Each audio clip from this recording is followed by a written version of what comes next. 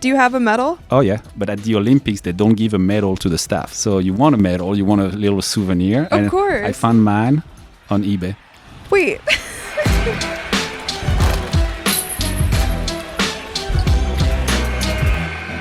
What's up, you guys? I'm Rachel DeMita, and welcome to the Courtside Club. Today, I am joined by sport performance osteopath. Yes. Fabrice Gautier. Yes, perfect. Welcome nice to the Courtside Club. Thank you. Thank you for having me. I'm so excited to have you. We've known each other for a little while now, and I thought this conversation would be a really good one for our Courtside audience. Yeah. I talk to a lot of athletes, entertainers, but we don't get the other side of the sport. We see them on the court.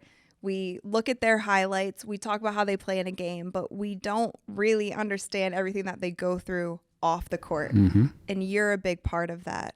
For our Courtside Club viewers, tell them a little bit about what you do. I'm coming from France. I came to United States in '99. I'm a physical therapist and a European osteopath, which is a little bit more like a chiropractor. And I've been working with professional athletes pretty much all my life back in France, and when I moved to LA a little bit less for the first few years, and then it kind of came back to me. And I've been the osteopath for the French national team with Tony Parker, Boris Dia, all those guys, Nick Batum. And opened the practice in LA and started to work with some of the best athletes in the world, little by little, word of mouth. You don't have to be humble. No, I didn't set you up properly. You work with some of the biggest athletes across all professional sports. Yeah. NBA, NFL, soccer. Some of them. Some of them. Yeah, because, there's like NBA, for example, there's 450 players about. So there's room for everyone. But I work with some that I'm very fond of because they're really nice guys or girls, because I work also with WNBA players. And Candace is somebody, right? Yep. No, she's more than somebody. She's like my little sister. Yeah.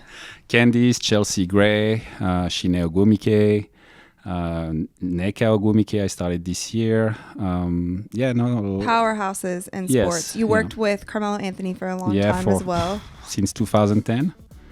Carmelo, Kuzma right now, and Roberson, obviously, that's how we met, which was a crazy story.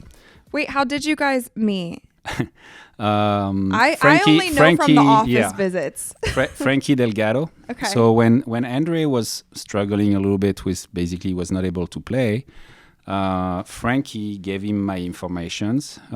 Frankie Delgado is a former actor, manager at Hyde. He's the guy in LA. Everybody knows Frankie. And he hooked us up. And Andre was at, I would say, probably at the end of thinking that he was not going to play again. And we started to work together, me and Berens Beitos, which is a very close friend of mine, who's a neuromuscular therapist that worked with Kobe for 20 years. And we started to try to get him better, and we got him better in like 3-4 months, and he played in the bubble. Yeah, that's how we met. So when I met Dre, I didn't follow much of his story beyond that. I knew he got hurt, but I didn't know the intricacies of it. And when I first met him, he wasn't even walking properly. I actually felt bad a couple times because we would hang out and I would forget that he was injured. Yes. And so I'd just be walking normally. You'd be walking crazy. And I would turn around and I'm like, oh my God, I'm so sorry, because he would just be coming down the stairs. So I've seen that journey from, a couple months after surgery to working with you to getting back in the bubble. I actually cried seeing him play for the first time. Yeah. Me too. I was there. I was in the bubble with Rudy Gobert, with the Utah Jazz, and we were watching the game in the treatment room. That's awesome. And there's 2 players like that made me cry. Like when it was so emotional for him to come back and hit those threes, which he wasn't necessarily the best at doing so. Yeah. And just to see him, I'm telling you, I cried. Oh, I did too. I was like, wait, what's happening? I was so happy for him because I knew how hard it was to come back from that. And that's how I started my business pretty much. I had the players were like, I had Jackie Gemelos she played at USC. I think she was recruited by UConn at like 13 years old. She was that amazing basketball player. She tore her first ACL in high school, last game. And she tore it 5 more times at USC. Oh, wow. And she got drafted by Minnesota, but when she came into the office, she was like, I'm done. And is that it was the same ACL or both different? knees. Oh, wow. She just kept tearing it out. And Alison Gaylor, her agent, introduced me to her, and we started to work together. And she played it like 7 years. And first time I saw her play against the Sparks, I don't remember, I think she was with the Chicago Sky. And she took a big girl off the dribble and scored a layup. The whole family was there. Everyone was crying. Everyone was like, the amount of strength, mental strength and work you have to put in, the amount of depression sometimes that you go through to be able to overcome that, it's big time. What I've noticed sometimes as well is you can trust yourself and your skill, but you also have to trust your body. Yep. And when you go through an injury that's so tough, like even an ACL, the normal timeline is 9 months to a year? Right now, without you, let's just say. You see more the franchise, because the players are so expensive, they have a tendency to take a little bit more time, and sometimes it's a good idea. Sometimes it's not. I feel that's not such a good idea because the player is going to lose that rhythm and that confidence that he has, but you cannot put him back on the court if he's not ready. Right. But you have ways to get ready faster. For example, Spencer, he was cleared at 5 months and a half, and he came back at 9 months in Dinwiddie. Yeah. But you see, like Porzingis, Jamal Murray took about a year and a half. Kawhi, and it varies from one player to another. But yeah, an ACL, I would say it's 12 to 12 months. Right. That sounds like normal. And it depends on your sport. Like you have skiers who will come back in like 6 months. And basketball players too, and I'll focus a little bit more on them because it's what I'm most familiar with, and you've worked with quite a bit. Yeah. That's my niche. Obviously, you have so many different directions you're going in basketball, and you have players who play differently. Like if you look at a Russell Westbrook style player, he's explosive at all times. And then you look at someone maybe like a JJ Redick who is not. He's more of a finesse player, not as quick. So their bodies are going to adapt differently depending on the kind of injury, how they come back from it, how quick it, it and sometimes they're going to sustain injury due to their style of playing as well. Yeah. And that's where I think we pride ourselves, is that whenever I get a patient or a player coming into the office, you have a tendency to, I'm going to rehab your ACL. When Spencer came in, for example, it was like, no, we're going to rehab Spencer. Yeah. So it's not just the ACL. So you remember that Klay Thompson, and I don't know anything about the rehab. I don't want to say that they did something wrong or not, but he rehabs his ACL, but he tears his Achilles. Yeah. It could be just pure bad luck or wear and tear. But you really try to not just focus on the actual site of the injury. You try to focus on the whole body and the whole person. So how would you do that to kind of make sure that you're not rehabbing one thing, but weakening or creating some sort of imbalance to where you're more prone? Yeah, I mean, it takes a village. It takes a village. Let's take Spencer as an example. So a good surgeon first. A good patient first. He did put the work, like Dre. They did put the work. Spencer didn't rehab with the Nets. He came to LA, that's where he's from. He has all his support system, and he would start at 8 a.m. and he would finish at like 2 p.m. non-stop. Between Mike Guevara, who was stretching, doing the strength and conditioning on the other aspect. Mike G, right? Mike G, yeah, Coach Mike G. Yes. Mr. Do It Moving. Yeah. Shoot out. Great guy. He had his whole team between Berens, myself. He had his whole team set up, and he was working six days a week, at it. And that's the only way you can do it fast and efficiently. You have to put in the work, and it's a full day job. So it's a mix between proprioception, strength, osteopathic to make sure what was the cause of the injury. He had issue with his ankles, his lower back, and little by little you just put the athletes back into pieces. You would sand off a whole classic car completely to remove all the rust and put it back together. Something that you touched on is that Spencer stepped away from the Nets Uh-huh. to come to LA, Yep. and this is during season, Yep. to work with you and, like you said, put in hours from 8 a.m. to He- whatever he started, time. He started the first week and a half with the Nets, and then he moved here Uh-huh. and then worked. He actually flew Barons before the surgery because he has that special treatment that before you get surgery, it prevents swelling. So just not having a swollen knee after surgery gives us 3 weeks Okay. of Right. jump start.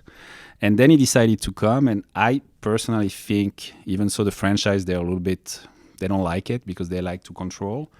I think it's the best idea for those type of surgery. Not that the franchise is not able to rehab you, but you're committed 6-7 hours of work every day, nonstop. Right. And most of the athletic trainers, physical therapists with the team, they have to take care of the other players. Right. So it's not necessarily Because Andre did the same thing with the Thunder and for came 2 years. Yeah, and came with you for a little while. At the end. Yeah, before. I think they let him go. They were at that point. I felt that they were nice, but they were at that point where like, and it's also sometimes it's a different pair of eyes. Yeah. It's not that the OKC did a bad job. Right. It's a different set of eyes and a different scenario for the player Right. mentally. Yeah. Like if you've been grueling trying to rehab yourself in the same OKC setup, maybe you need fresh air. Maybe you need a different perspective on your knee, and that's what happened. And in the end, worked out for everybody because he was able to go back and contribute to the team. And Yeah, and even nothing against the staff at all. I think OKC has one of the best staffs in the NBA. Yeah. But you're right that there isn't that much time for a player who is rehabbing and trying to get back to what they really love if they are going through kind of the day-to-day of what every other healthy player is going through also. And now the staffs, I think they're overstaffed a little bit. There's just some franchise, they have a little bit too many people. But so they would be able to keep someone to stay with the player if the player's not traveling with the team. Yeah. And that's going to be also different from one player to another. Some players they're going to want to be with the team because it's such a big part of them. They're going to want to be around the guys, want to be in the locker room. Maybe they have a personality of being almost like a mentor to the younger kids, so they want to be there. I would say I don't know him at all, but Udonis Haslem injured himself. I have a feeling that he would like to be with the team. So it's again, they're so unique. All those players has to be tailor-made. There's no real recipe for success. I mean, there is some ingredients of success that you need to do, but you always tailor, like you do a tailor-made suit. Same thing in terms of rehab, in terms of strength and conditioning, in terms of all those different aspects. Recovery, you have to figure out what works for you. Was there any player who ever came to you that you were like, I don't even know if this is possible, if we can get you back healthy? Yep. Festus Ezeli. Okay. Festus, you did his podcast recently. Yeah, he's a So great you guys guy. are buds now. We were buds since the beginning. He's such a great soul. But I didn't know. I didn't know if we were going to be able to get him because of the extent of the injuries and surgeries that he had. Was it just the number of injuries or was it one specific? Everything. Number, the damage to his cartilage, a lot, a little bit of everything. Yeah. Basically. And we tried. And I don't know, we would have to ask Festus. He was also, I always say, it's always trying to get, my goal in those type of rehab is to try to get the athlete to a point where he can retire on his own terms. Because it's very frustrating not to be able to stop your career on an injury and not to be able to decide, okay, that's it. I'm done. I have nothing left. Boom. And he played again a little bit, but there was also the question is like the balance between trying to play at all cost and you have 40, 50 years left. Of life. Yeah. You might get kids. You want to play with your kids. Right. Do we go that far trying to mess up your knee even more? Do we take that risk? So there was a whole discussion. It was very deep rehab with Festus. And that goes back to the mentality that you always talk about as The well. mentality and the mental aspect of being injured, of not being able to play, we can call it depression. It's that's pretty much what it is. So you need also to help rebuild the mental, Right. the emotions and the associated with an injury. It's a trauma for a professional athlete. So you were an athlete. I was an athlete Mm-hmm. as well. There's also an identity that comes with it when you dedicate your entire life to a sport. Mm-hmm. And so ever thinking about this has to end, everybody knows that their career will end at some point. Yeah. Whether that is because you wanted to step away from the game, like I had the ability to do, and I'm grateful for that, that I was done playing, so I walked away. It was never an injury that stopped me. But there are some people who don't have that's that luxury. grace either. Personally, I had a stress fracture on my tibia when I was trying to make the professional team in Paris in basketball. So I had to stop basketball, which was my first love. But then I went to physical therapy school, and that was another passion of mine. I knew I wanted to be associated with sports and fixing people at an early age. And by working with a rugby team, after 3 years of physical therapy, I started playing rugby. And they're like, oh, you're tall, you're athletic, well, you're at practice, why don't you play with us? And I started to play rugby at a higher level than basketball. And it was my sport. That's crazy. It should have been my sport. How old were you? I was 20, so I graduated 1922, 23. So I was between 23 and 25. Is when you started playing rugby? Yes, I never played before. That's insane. And when I moved to LA, I was the biggest Magic Johnson fan. I played rugby for 2 years at Long Beach. I didn't even go to the Forum, didn't even go see the Lakers. And then basketball came back to me. Okay, so wait, how did basketball come back to you? Ronny Turiaf. Okay. Got drafted by the Lakers, French guy. My first patient here in LA was a journalist, a correspondent for L'Équipe, the big French newspaper, sports newspaper. And he's like, hey, there's a French guy. He's been drafted by the Lakers. Do you want to go see him? The summer league was at Long Beach at the Pyramid before. Okay. We go there. He's dunking on everyone. We supposed You're to like, have yes, dinner. represent. Yeah, we meet him. We're like, hey, let's have a dinner on Friday. He's like, yeah, I'm signing my contract on Friday. We go to that French restaurant in Venice. He's asking me for foie gras. I know the chef. He's French. Yeah. I know the chef. He does the foie gras. I become his friend. I have that whole Ford Mustang 66. He loves the car. We go party at night. We become friends. He introduced me to Boris Diaw, Tony Parker. Start working with them. And then I'm the next thing you know, I'm the osteopath for the French national team. That's so cool. That's a long story short, but that's how it happened. All that because was you one knew a side. chef. Yeah. You had some good foie And gras. Is that how you say it? Yeah, foie gras. And Can't say I've the ever other tried that it. was the French network, and the other one was my dear friend Gunnar Peterson. He was the strength coach for the Lakers for a little bit. Doesn't he work with the Kardashians now? He works with a lot of people. I mean, he worked with Everybody, everyone. celebrities. Yeah, everybody. He does these signature workouts at F45. Yes, that's him. Okay, so I go to F45, Yeah, and go. it's always like the Gunnar Peterson Yeah. workout. I like his That's him. workouts. Yeah, Yeah. and he's a great guy. They're good. And one summer, 2010, he sent me Carmelo, sent me Corey Maggette. So that was my Cool. American network. Yeah. And little by little, I never forced anything, just word of mouth. Little by little, people would come. Like Candace Parker, for example, she came, she had hamstring injuries and things like that. And we started to work together and, you became friends little by little. The rest is history. Yeah, the rest is history. She won the championship going back home. I mean, Candace is the best. Yeah. I have nothing but good Great- things to great- say against great human about being. Candace. Here on the Courtside Club, we do like to take a halftime break. Okay. The thing about Caesars Sportsbook, it's not just an app, it's your key to a whole empire. Hotels, casinos, restaurants, shows, Caesars Palace, I'm sure you've heard of it. Every bet you place with Caesars Sportsbook brings you closer to perks only Caesars can offer. Hotel stays at iconic destinations, app bonuses, merch, show tickets, and many more Caesars Rewards perks. So get started today. Register using code OMAHAFULL and then place your first bet up to $1,250. If you win, congrats. If you don't, you'll get your stake back as a bet credit.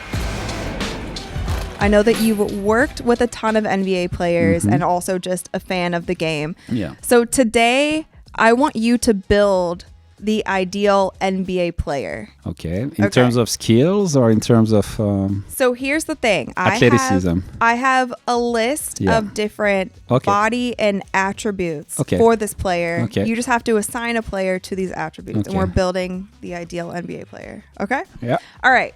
First up, overall strength. LeBron's overall strength. Yeah. Okay. Explosiveness. You want modern players, or you want also me to go back? Any. You can go back in the day, and we'll take everybody in their prime. Yeah. Prime time explosiveness. Right now I would really take Ja Morant.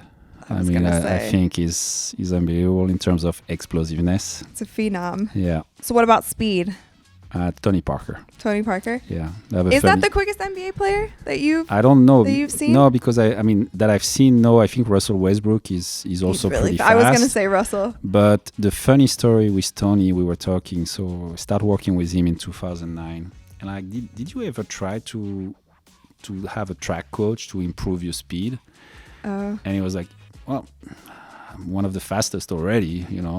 There's so much work you can do. I'm like, yeah, but if you had one, you could be the fastest, because you're already so fast. Yeah. And it's natural speed. It was incredible. But it was a horizontal speed, like on the court and with the ball. Okay.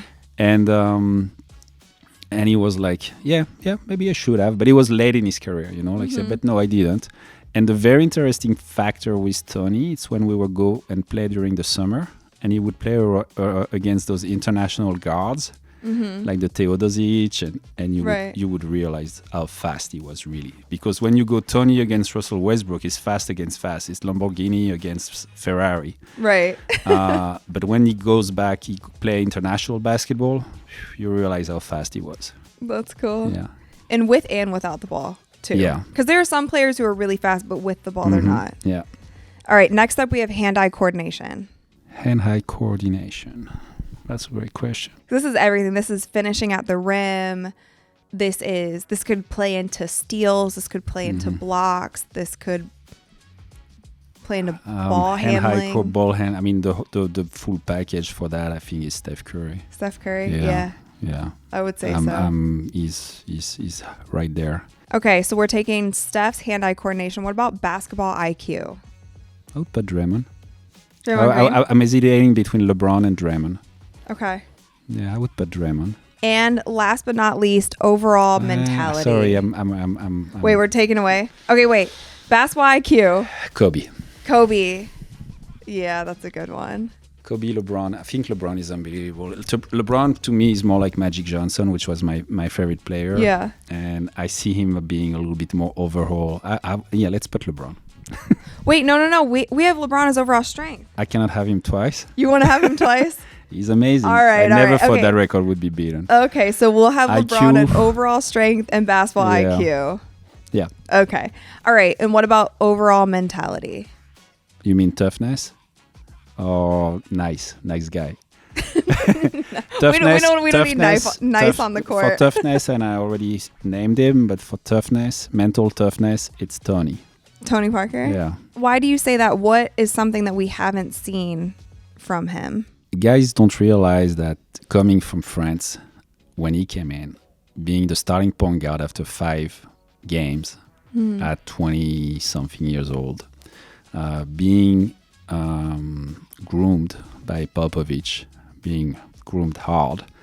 Popovich said him himself, like he abused him almost, but he made him what he was. To be able to do all of this, win the championships, and I hear people saying, "Oh, he was part of a system," but he ran the system, and being that little French kid that comes and able to do that, and the way he was able to mature, get better, and also because I saw him perform with the French national team. We struggled so much to try to win one championship because we had the Gasol, we had Spain, which was the best international team. Right. Still a good team. You had the two Gasol, you had they had Ibaka, they had Ricky Rubio was playing an Olympic final at 16 years old. Yeah. Carlos Navarro, Sergio Rodriguez, Rudy Fernandez, they just had the team, and it's no surprise that they went to the final twice against the US. So to be able to overcome that and to not give up, We lost the quarterfinal in 2012 in the Olympics. It was like, we're never going to beat those guys. But to not give up, that mentality of not giving up, of always trying. Mm-hmm. The two athletes like that, for me, it's him and Lindsey Vonn, the skier. Okay, yeah. She has that toughness too. Yeah, she's a beast. The two toughest person that I think I've been working with. That's awesome. That doesn't mean the other ones are not tough. Right. I mean, it's another level. That's of another toughness. level. Yeah. Have you read Tim Grover's book? Yeah. So it's that cleaner mentality, right? The cleaner is really Kobe or Jordan. Yeah. Because Tony's a nice guy. I mean, obviously, from what we heard from the stories, we heard that Jordan could be it gave them that edge for sure. In the gym and between the lines, he was the nicest guys outside. But yeah, that's more like Michael Jordan, Kobe. I think the cleaner. Okay. But Tony was in that. He's up there. He's up there. He's just a sweet guy too. That dark side doesn't come out as much with him, right? He's probably the most underrated point guard of all time. I think the fact that he's not in the top 75, it's a debate. All those things are debate, but I think it's a travesty. There was quite a few. But I'm completely biased. Before we move on, let's run down. Okay, so this is your ideal NBA player. We have LeBron's overall strength. We have Ja Morant's explosiveness. We have Tony Parker's speed, Steph Curry's hand-eye coordination, LeBron's basketball IQ, and Tony Parker's mental toughness. It's a pretty solid player. Not bad. I like it. Yeah. All right, it's time for the second half. Okay. Talking about the NBA 75 a little bit, were there any other players that you were hoping made it? It's not that I was hoping. It's just it's so hard to make the list. But if you ask me that, the one that comes to mind, it's Dwight Howard. Mm-hmm. To me, that was the one that I think, if you remember Dwight Howard for his 8 years of dominance, he was dominating. Right. So I don't know the criterias of what makes a top 75. Klay Thompson. Mm-hmm. But to go back to Tony, like 4 rings, 1 MVP of the finals. I think 5 or 6 times All-Star. You don't see him in there. I think it's rough. What did you feel about Charles Barkley saying what he said about Klay Thompson? Did you hear that? What did he say? I remember, but I don't. There was a little bit of a back and forth, and he essentially said like he's not the player. Yeah, of course. You tear your Achilles, you tear your ACL, you tear your Achilles. Even so, you rehab an Achilles. It takes about that first year you make it. You're able to play again. You come back better the second year. So he did twice. He did two injuries, ACL and Achilles. So of course he's not the same, but give him time. Yeah. It's normal. That's what Klay said. Right. I heard you say even in the interview with Spencer when he tore his ACL for that first time, and the doctors pretty much told him, we'll get you back. It's going to take this long, but we don't know if you'll ever be back to what you used to be. And I remember you came in immediately and it's like, you don't say that. No. I mean, you could advocate that you say, but I don't think it's a good idea to say it. Like, wait. It immediately puts doubt in that person's mind. But in some way, sometimes with guys that are that competitive, it does the opposite. Yeah. So...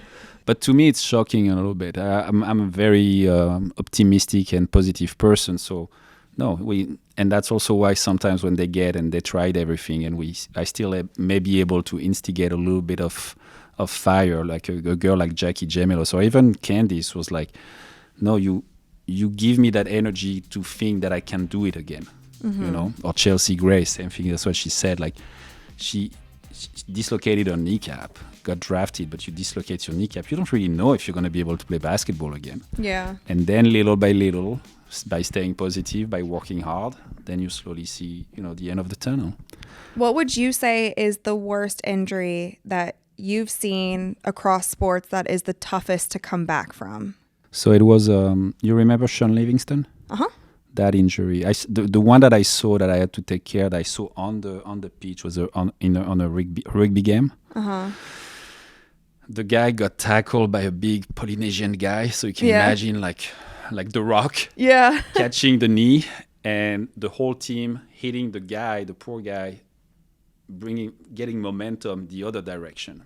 Okay. So the Roadrunner cartoons, you know, when you fall and you see flat and the leg almost 90 degrees. I mean, Oh dear. I'll pass the details, but bad. Right. So it's a full dislocation of the knee, which is what happened to Right. Sean Livingston. So to me, that's one of the biggest one, toughest one that I have seen. And he came back and won a championship after Yeah, that. yeah. He did a great rehab, and the thing is that you can always come back if you do the work. So if it's a complete dislocation, So everything's is gone. Is this like tearing everything in your knee? Basically MCL, ACL, Patellar. not the patellar tendon, but there's like a lot of damage. Yeah. And then, well, your body heals, and Right. then you have great surgeons that do miracles. And then if the patient, the surgeon, and the physical therapist, if everyone do their job correctly, you have a shot. You've worked with some international soccer players Yep. as well. What is most common injuries that you see in that sport, which is essentially the most popular sport in the world? Yeah. So it's very interesting because the young kids that I'm taking care of, they're like obviously playing. You know, one kid plays for Real Madrid, Aurélien Tchouameni. The other one plays for Barcelona. Jules Koundé plays. They both play for the French national team. One had his ankle fractured, you know, because they tackle sometimes, and the foot get caught and they break their ankles. ACL, MCL. It's mostly lower extremity injuries.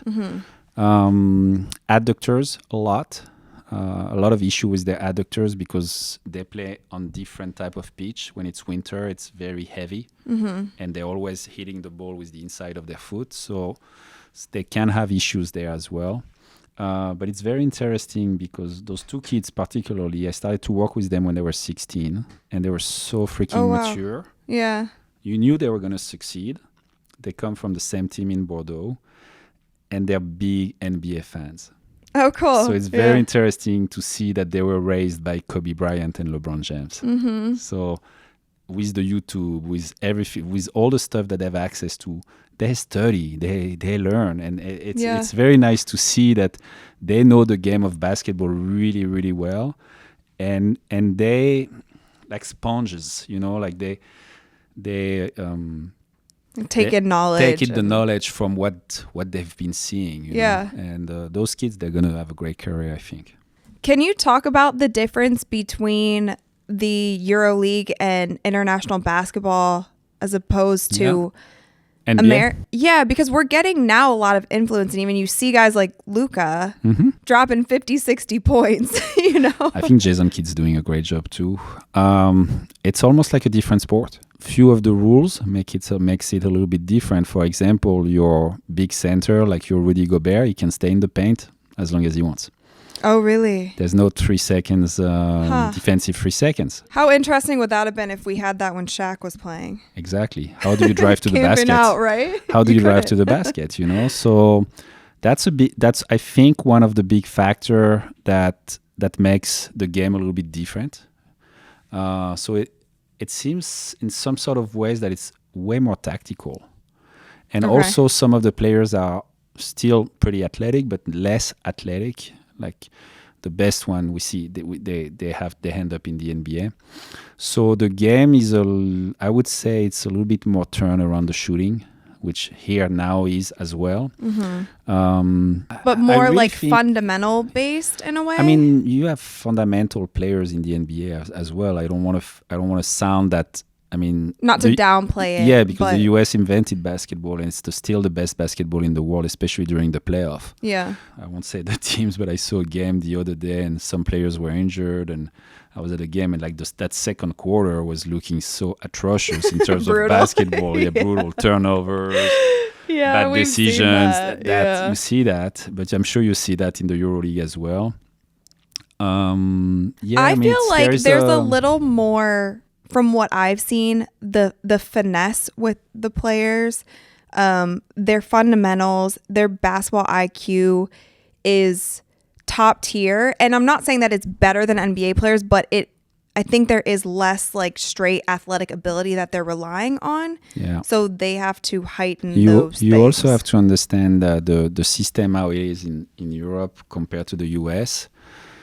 I went to the Real Madrid to work on that soccer player, and I visited the whole. It's a city where they have 600 athletes from 7 years old to the pros. Oh, wow. Women and men, soccer and basketball.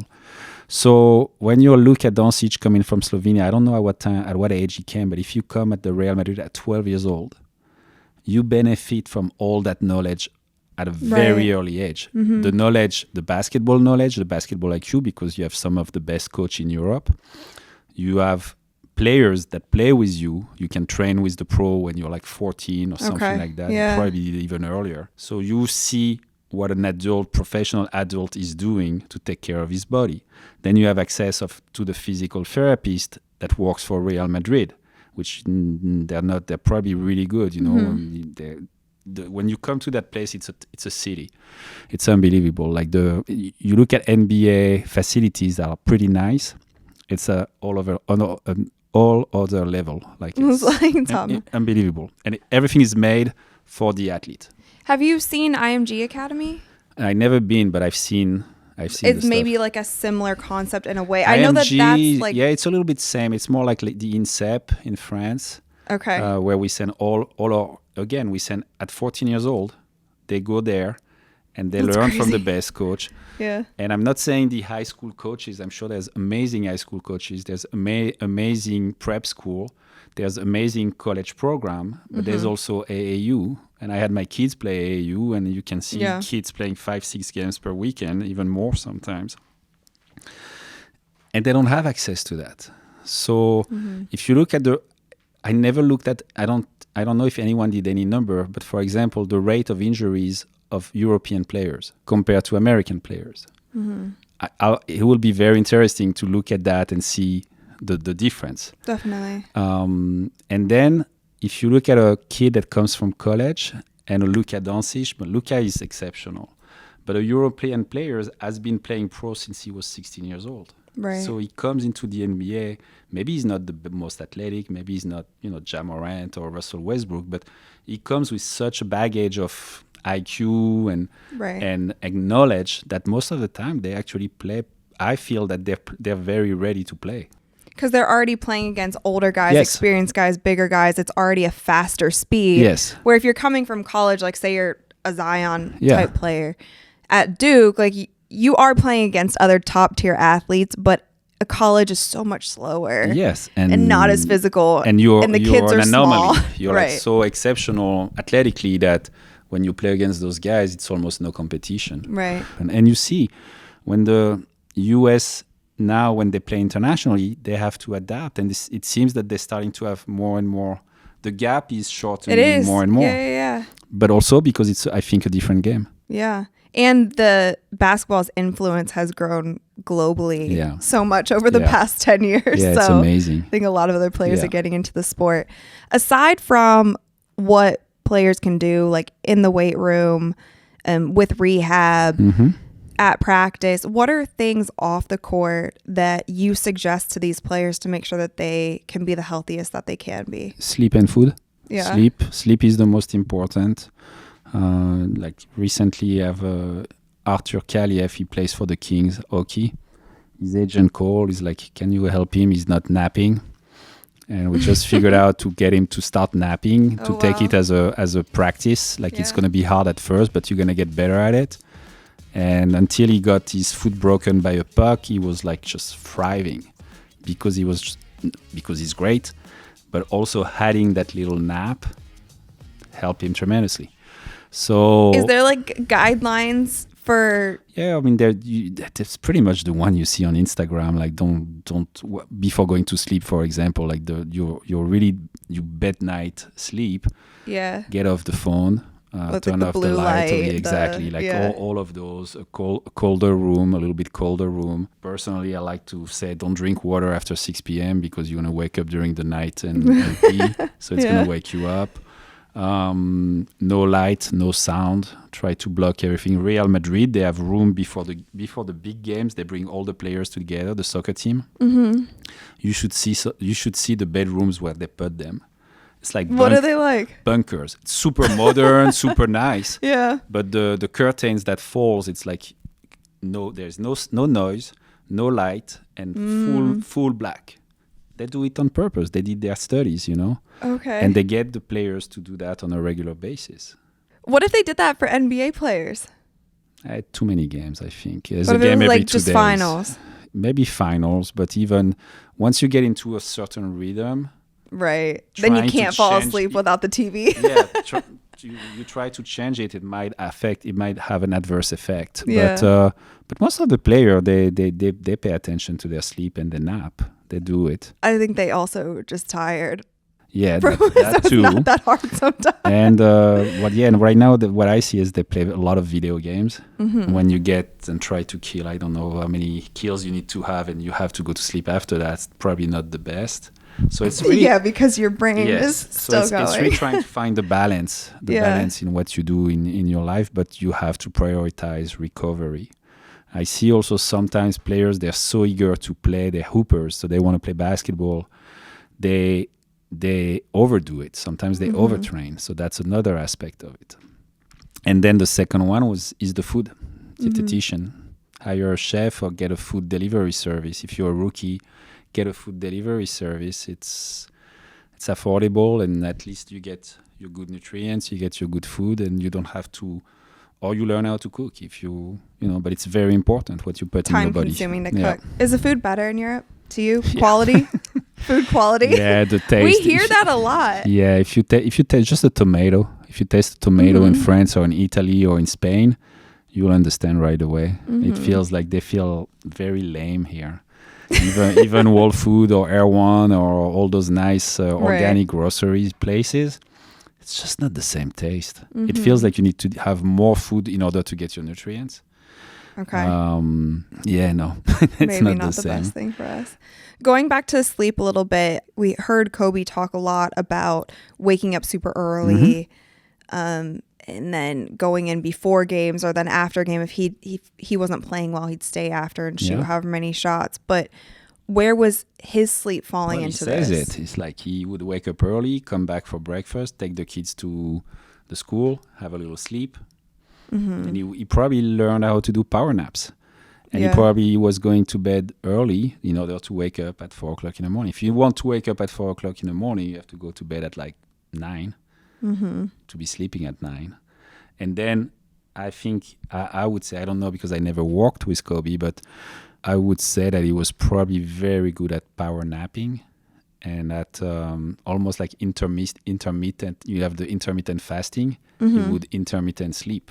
What do you consider a power nap? Like 30 minutes? Yeah, 20.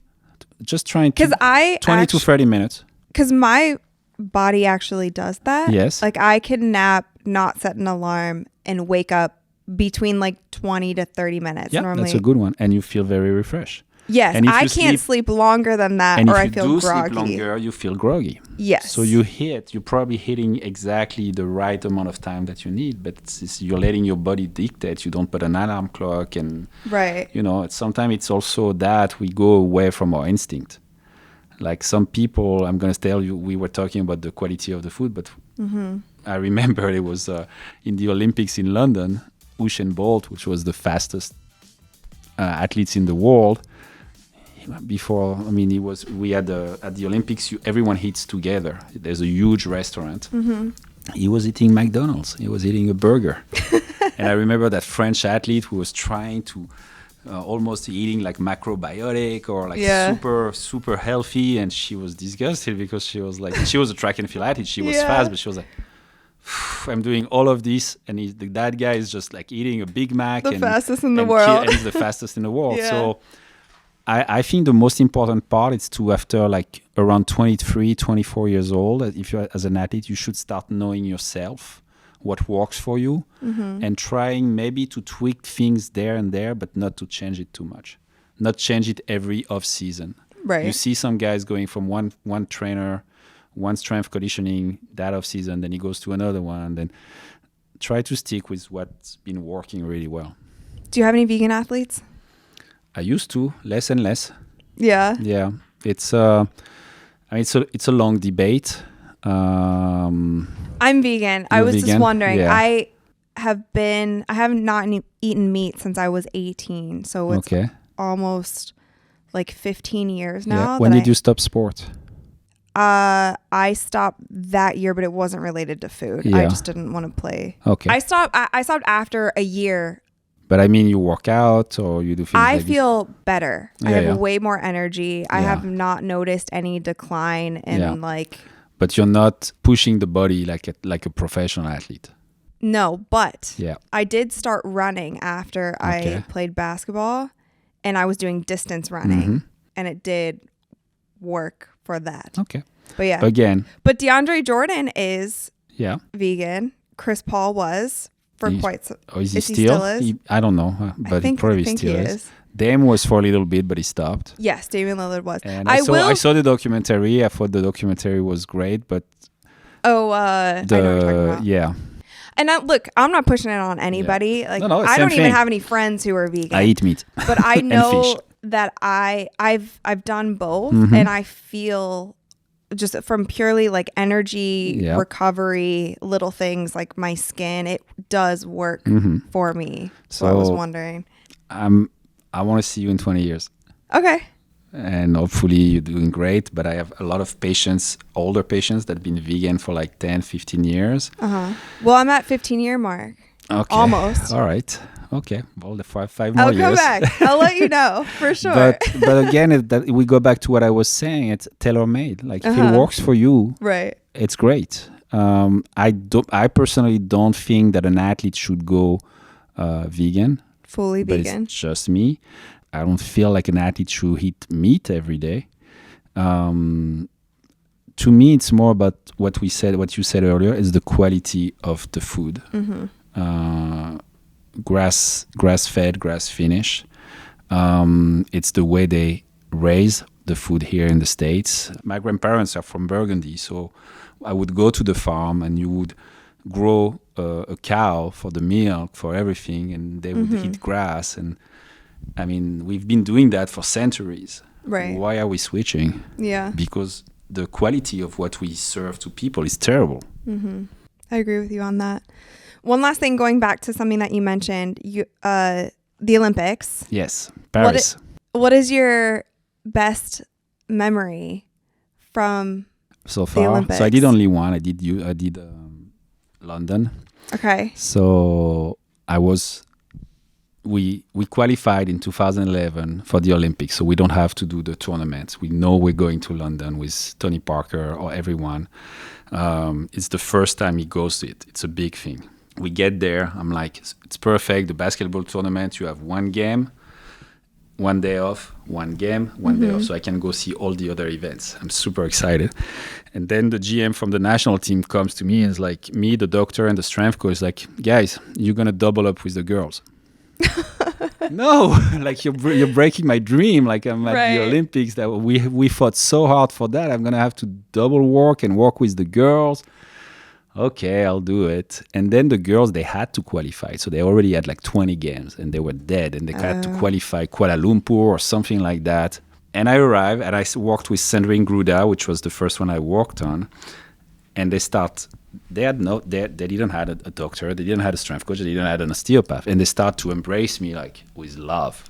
Like one girl, I was the sorcerer. And we start working on every single girl. Yeah. And first game they play Australia, and they beat them. Australia was the favorite with the US, and so they kept winning. And we have Céline Dumer, who's just on fire. That's the only one I didn't touch. I didn't want it to turn out. I didn't want it to even. With that, yeah. I didn't want to mess with her zone. Yeah. And we end up. My dream was to make an Olympic final against the US in basketball. That's the Graal. Right. So we lost in the quarterfinal with the guys against Spain. But we went to the final against the US. And crazy enough, Candace Parker come off the bench and she destroyed us. Yeah. That was my first intro with Candace Parker. With Candace, yeah. And because she was young then, like if it was 2012. 2012, yeah. And well, you know, she had a story with the USA basketball, but she comes off the bench and she destroys us. But it was super happy. Usually when you lose the final, you're not happy. But we called it white gold. I love that. And we made that beautiful picture. Everyone was super happy. And I got to live my Olympic finals. Yeah. Now I'd love to win an Olympic final with the guys against the US. in Paris. That's cool. So do you have a medal? Oh yeah. But That's sick. The Olympic, it's a funny one as well because only the players have Olympic medals. Okay. Not even the coach. Huh. So after the federations, they find ways of maybe doing them, but they were not. I found mine on eBay. Wait. No, seriously, because you couldn't have any. Whose is it though? Somebody sold theirs? No, it's fake. It's the replicas. Okay. It's replicas. Got it. So I got all my European Championship medals. The gold one, that they give to staff, but at the Olympics they don't give a medal to the staff. That's crazy. So you want a medal, you want a little souvenir. Of course. One day I was browsing on eBay and I had the 3 of them. The gold, I threw this and like for $75, but it's actually looks like the silver medal. Just like frame it, no one can touch it. Yeah, you exactly. can tell everybody it's the real one. We won't tell. But no, I know now the federation they do replicas, like real replicas, and they give it to the staff. So if we got the gold in Paris, especially in Paris, I'm sure we'll have an original medal. That'd be dope. Yeah. Well, we'll be on the lookout for that. We are reaching the end of the game, so I have some buzzer beaters for you. Oh, okay. All right, Fabrice, what is the best game that you've ever been courtside for? I've been to a few. Playoff game in Utah. Jazz against Clippers when Rudy blocks Morris 2 years ago. Okay. That was cool. Yeah. Oh, yeah, because you work closely with Rudy. I'm close with Rudy. I love that kid. He's a great person. Nobody knows him really well because he's a little bit of an introvert. But he's a great person. And with everything that happened to him, to see him make that block, it's too bad he didn't work out over there because the whole franchise was really, really cool.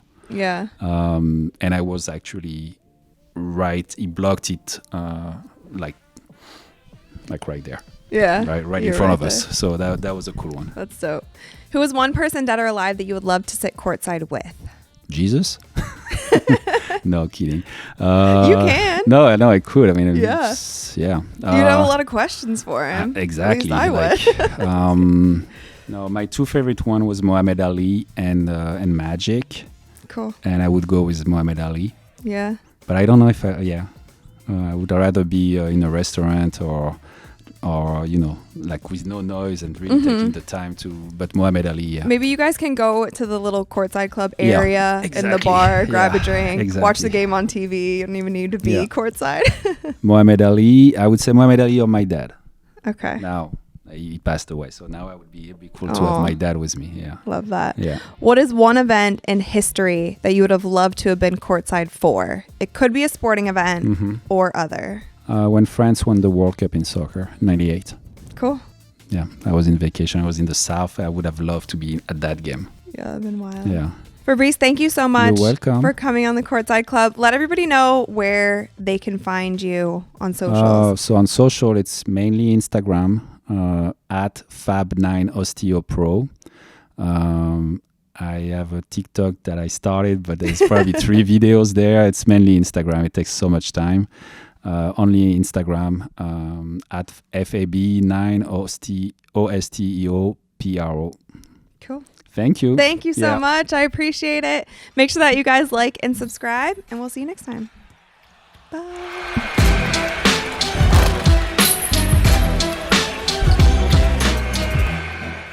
What's up, guys? It's Rachel DeMita. Thank you so much for watching this week's episode of Courtside Club. Make sure that you like, rate, and subscribe to ESPN's YouTube channel and wherever you listen to your podcasts.